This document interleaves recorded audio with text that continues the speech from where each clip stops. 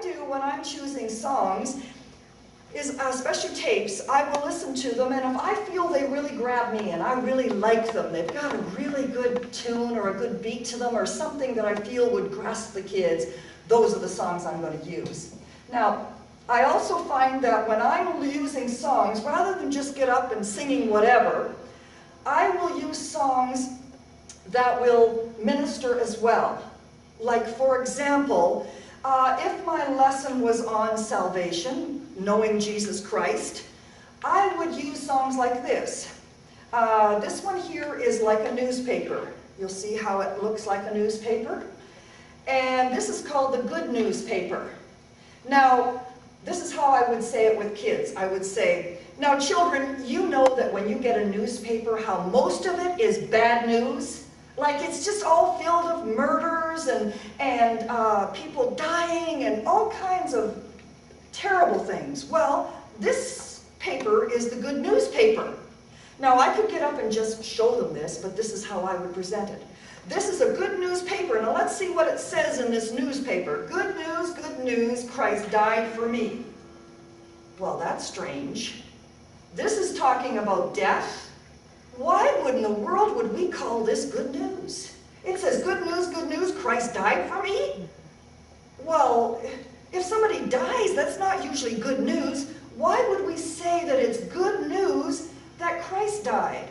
Even though he did it for us, why would it be good news? Well, it goes on to say, good news, if I believe, I have to believe something. Good news, I'm saved eternally. Well, isn't that the greatest news you've ever heard? That if I believe that Christ died for me, that I can live eternally in a place God has prepared in heaven. And in the back of it, it goes, that's wonderful, extra good news.